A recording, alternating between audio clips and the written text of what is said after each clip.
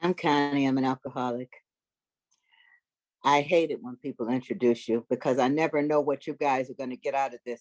So she goes through this big introduction, and I'm thinking to myself, boy, I hope this is good. Because now I'm in South Carolina and I've got on this top and I'm hot and sweaty because I was telling her right before I'm running all around trying to find the top that does not show the fold underneath my neck, and and then I get this little zoom window fixed and all you can see is this big head. So I don't know if you guys do this, but I was also running around looking for something that I could read that would suddenly make me go, aha, this is it. And I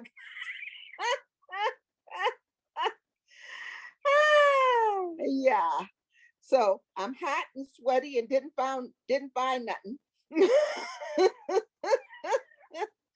So you guys get what you get today, but it's okay. Anyway, I'm Connie and I'm an alcoholic, and speaking to you from North Charleston, South Carolina. First off, I want to say that I was in Pavillon in 1998, and my clean date, however, is September 7th, 1993. So I am now going on 68. I got here into recovery when I was 39. So if there's anybody here within the sound of my voice that is not quite 39 and you are within the sound of my voice, if you just keep coming and stay clean and don't use, and when you get to my age, which is 68, you're going to have 28 years going on 29 because we are alike like that. And I'm no different than you guys are. I always like to emphasize this because sometimes, you're sitting around here and I can get a big head. And I don't think it's around my recovery. I think it's mostly around my age, because I'll be looking at somebody young and thinking, oh my God, look at this mess here, and it's kind of like I forget, all of us old folks on this panel, we forget that the mini skirts were something that we invented. So I'm looking at these people and thinking, oh my God, look at these kids forgetting the awful go-go boots and mini skirt that I wore in my day. Okay. That my parents said that we were going to go to hell for, so I have to keep that in mind and just try to give a little air to any of those that are younger than me, like I try to give them to my children also. So like I said, I got here when I was 39. And what I like about these platforms and what I like about recovery is the connection. I got here because of the connection that I made with the people at the meeting. It wasn't the meeting themselves. I came here. I sometimes think that had I not started drinking, that I might have killed myself because I couldn't deal with those things that had happened to me when I was younger, and drinking was the way I blotted it out because I hated myself. And I was doing a good job of acting like I didn't, but I hated myself. And I thought that if you really knew me, you would hate me too, because there was obviously something really, really wrong with me. Right. And when I first came into recovery, I can remember going to my therapist because I had a therapist at the time. And I've had several therapists, and we were talking about those feelings that I had around some incest, not incest. My dad climbed into my bed when he was drunk when I was young. So I was dealing with that kind of stuff. I couldn't tell anybody about it. So this happened when I was about 11. And listen to this though, I didn't tell anybody about it because I felt if I told, kind of a twist, that if I told my mother, that she would leave him and then we wouldn't have any money and I'd be responsible for us living and being broke and poor and not able to eat. Okay. So it wasn't that I didn't think that my mother was going to believe me. I knew that my mother was going to believe me because I come from a strong line of women. So kind of different. I didn't not tell anybody because I thought that they wouldn't believe me. I didn't tell anybody because I thought they would. And I needed to protect them. I needed to protect my brothers and sister. You know, I was the oldest, so I got that caretaking stuff really bad, right? So I kept this thing down inside of me for a long time. And drinking is what I did to just be okay as it started rising up inside of me, right? So I thought that if my dad did that to me, it must have been my fault, right? And then as a woman, you know, when other stuff happens and people do inappropriate things, that further made me think that this was my fault, that I must be doing something to bring this on, right? In the meantime, I was also trying to be the best that I could be. I was the one that got the straight A's, and I was the one, you know, to try and I guess not compensate, because I was a straight A person before. Because though again, my mother had sisters, her and her sisters were really, really close, and we just excelled. You know, we just excelled. That's what I thought I was supposed to do. Um, I can remember going to my therapist one day, and I was talking to her about different issues, because by this time, by the time I got to be almost 39, I was actually starting to talk about this.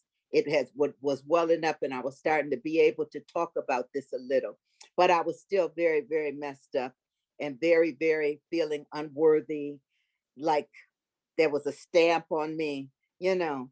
And I can remember my therapist saying to me one day when I was in her office, she said to me, she said, Connie, could it be the alcohol?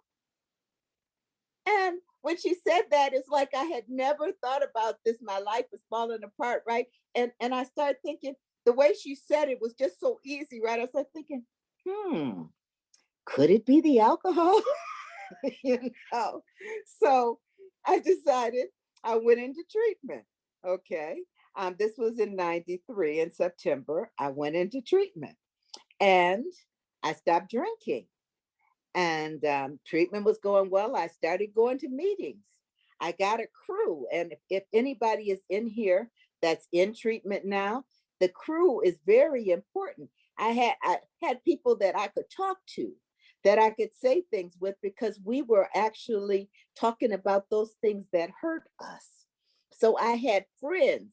We'd go over to each other's houses and we'd play cards, and the kids would come and the kids would be in one room playing, and they'd play, and I could burst into tears, and there'd be somebody there. I could tell them all the thoughts that I had, and they still loved me, you know. So a crew is very, very important, you know. And this was, that connection was very, very important to me, because while I was connecting to other people, or other people thought they were connecting to me all before then, because like I said, I was highly functioning. I was the union vice president.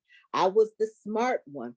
I was the one that went into negotiations. Oh, listen, I was a 911 operator for 28 years and for the police department. And then I was a 911 supervisor. Okay, all through this, right? And you guys know, if you're alcoholics, that drinking hard and going to work was not like unusual, right? So I fit in with the crew. You know, you drink, you get drunk, and then you go to work the next day, right? I can remember having them talks. If anybody else in here is an old timer, we having those talks about, look at those people. They're on crack and they can't get up and go to work. What's wrong with them? For $5, they can have a bottle, not knowing that that we're the same root. You know, we're the same root. But anyway, um, I had that connection. So what happened is, in the very beginning, if there's somebody here that's new, I can remember in the very beginning how hard it was, because it just seemed to me like there was just 100 hours in every day. Some days you'd start the day and it would just seem like this day would never be over. Is this day ever gonna end? I didn't know there was this much time in the world until I stopped drinking. Okay, you stop drinking and it just looks like, oh my God, has it only been an hour? Oh my God. You know, it just looked like I could never get to the end of the day, you know. And I had people that I could talk to about that. So we did things, because some days it was a mess. because as soon as I got into treatment, I started figuring out all those things that I needed to correct. I'm going to go home and I'm going to be the perfect mother and I'm going to be the perfect worker and I'm going to do this and I'm going to save this one. I'm going to save this one, you know? And I could drive myself crazy. However, I'm saying that to say that if you're new and you're going through that, it's part of my process, and maybe it'll be part of your process too. Because the thing that I've noticed about this is that this is my journey. This is my journey. I'm on a grand adventure. And if I don't take myself so seriously, and if I don't focus on those things that I think I'm doing wrong, then it's a wonderful time. It's kind of like it's like going down a path, and there's three paths before me. And so I decide, I'm going to go down this one because it's over to the right and it looks lush and fun and it looks easy. I'm going down that path. And then I start going down to the path, and all of a sudden I discovered that it's actually a swamp and I'm sinking, and it's like, whoa. Now, I can stop where I am and say, you stupid, stupid Connie, why'd you pick this one? Or I can just say, I don't like this. I'm going to turn around. That's something I had to learn early in my recovery. If I make a choice and I don't like it, I don't have to beat myself up. I can just turn around, go back, and make another choice. You see, it works like a charm. So one of the first things I had to learn was this is an adventure. So if I have choices, then of course I'm going to make the wrong choice lots and lots of time, because making good choices was not my strong suit. Okay. So if I need to learn how to make better choices, the only way to learn how to do that is by making them.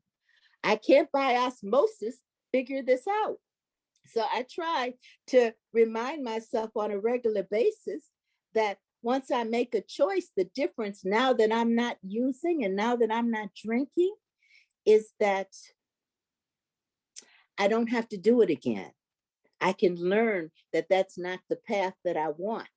Because see, before when I was drinking, I'd go down the path that I didn't want, start drinking, sink in the mud, drown, pull myself back out, get back to the beginning, forget which path I picked, go down that same path again, again and again. So what I noticed when I got into recovery is that while things were really hard a lot of the time, I didn't have to keep repeating the same thing. So while I had a whole bunch of stuff that was hard that came to me, it wasn't the same. I could actually learn something and go on to the next lesson. So I wasn't caught in the same lesson again and again and again. And that was really important for me to know, because otherwise I'm thinking, oh my God, look at this. This is so awful. And then you know how you feel bad about something and it's like so awful. And then Lord have mercy, the next week or month, you make the same choice and do the same stuff all over again. This started happening less to me. I started actually learning. I started paying attention to my feelings. I ended up in the first years up until the fifth year, I did a lot of stuff. I hung around a lot of people. That was learning how to occupy myself. It was learning how to be okay with who I used to be. It was learning how to have fun, because when I first stopped drinking, I didn't know if I could do anything without drinking. I'm like, I don't know. Can I go to work without drinking? Can I have a relationship without drinking? Because I'd never done any of these things. Can I be intimate with somebody without drinking? Because they were all involved around drinking. So I didn't know whether or not I could do these things and not be drunk.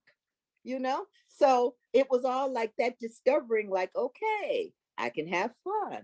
Okay, I can dance. Okay, I can have something happen to me and not have to drink about it. So it was all a discovery. Now, around my fifth year, the third through fifth year, things from my past and pain from my past started rising up to be healed. So that's why why these kind of meetings are really important to me, because there are different people here that have different amounts of time and stuff. Because see, I believe, based on what has happened to me and what's happened to a bunch of people that I know, that at different parts of my recovery, I was in a different place. And around the 5th year, I did everything that I was supposed to do. I wasn't drinking. I was being productive. I was trying not to cause harm, all of those things. And I still felt hurt inside. I still felt hurt inside. I still wasn't happy. You know, I wasn't happy because there were things inside of me that needed to be healed. That's how I ended up in Pavillon. I ended up in Pavillon at 1998, and it was around the things that happened to me when I was a child. So I don't know the people that have come into Pavillon to recover, and you come in and you detox, and that isn't my story. I got there when I was 5 years. So what is my story is Pavillon was instrumental in helping me deal with those things that were rising up. So it was a really, really good thing, because at a certain point between like 3 and 5 years, you're doing all the things you're supposed to do. People tell you to do service work. People tell you, do this, do that. And you're doing that, and you're being nicer and stuff. But inside there were things that were hurting me. And I'm grateful to the creator of the universe that I was able to stop drinking long enough to be able to deal with those things as they started arising. Because if that stuff had happened when I had like 30 days, that would have been an issue. If I hadn't jumped into service, if I hadn't jumped in to doing meetings and sharing, if I hadn't jumped into that and had too much time to myself to think about all those things that were wrong with me, I don't know if I would have lasted. So in the very beginning, that being busy is a very, very important part, because it kept me in here long enough to have people know me, to have people care about me, for me to friend people, for me to have a crew of people, for me to get girlfriends that would recognize when something was wrong, that could look at my face and say something's wrong, because I needed that, you know? And so I was able to come to Pavillon. I was there for 30 days and start dealing with that. You know, it was really an opportunity for me. And at the time I was at Pavillon, I celebrated my 5 years at Pavillon. You know, it was really instrumental in my recovery. Now, I'm on a tangent about now. And this tangent that I'm on, I'm 68. And over the past 3 or 4 years, I have really been kind of stressing that I need to look at those things that I do right and focus on the things that I do right, as opposed to those things that I do wrong. You know, so where I am in my recovery is recognizing those things that I do right, because what I've noticed thus far in my recovery is that what I focus on grows. So if I want to do better, then I need to focus on those things that I'm doing well, and not on those things that I think I'm doing wrong. Because no matter where I put my focus, that appears to be the biggest thing in my world. So I can be nice and you guys can love me, right? But if I focused on what I think, like if I look at one face, and one face is looking like, what the heck is she talking about? You know, and I let that rule me, then I could be doing fine, but my mind tells me, oh no, you're not doing fine. You see, there's one that really sees you. So I'm careful. I tried in the very beginning, when I first started on this tangent, I had to start trying to treat myself like I would treat someone else that was my best friend, that came to me with whatever it was that was bothering me, because I didn't know how to love me. I had no idea. I had no idea how to love myself. You know, and sometimes I would listen to sometimes if you listen to what people say, and I don't know about you, but I can get all twisted because people out of their mouth were saying something that sounds fantastic and miraculous and stuff. I had talked to Katie about this, and I did it in my other talk about some of the things we say. And one of the things we say all the time is, I don't judge. We don't judge. And I'm looking at myself and knowing that I'm judging all the time. So I can start thinking that there's something wrong with me because I'm listening to what you say, what people say, and what they say just isn't true. And so I'm thinking, oh my God, I'm even worse than I thought. But when the reality is we all judge. It's called comparison. Judging is me comparing what I see and what you do. It's comparison. And I was telling Katie this, and I just want to tell you guys, I try and say this every time anybody asks me to do this, is that if I'm judging, then it's not about me to, I can make my face stop doing what my face does, but if I'm judging you, then it's a sign. It has nothing to do with you. If I'm judging you, then it's a sign that there's something about me that I can't stand. And it's generally that thing I'm judging most harshly that I think I see in you. So if I'm judging you, it's me that I'm unhappy with. Because when I'm happy with me, I'm happy with everybody. Have you guys noticed that too? If I'm happy with me, then I'm happy with, I don't care what you do. I'm happy. Oh yeah, look at that food with that shirt. Hey, you go, girl. So if I'm unhappy with something I see, then it's something inside of me that I need to deal with, that I need to think about, a feeling that I need to get out. Um, I don't know. Katie, I'm kind of running out of things to say here. So I think I'm kind of done. I guess I probably should have written something down. Okay. So I wasn't all over the place. But I'm grateful that you guys invited me here. And I hope that I've said something that somebody needed to hear. Thanks for inviting me. And thank you, Katie.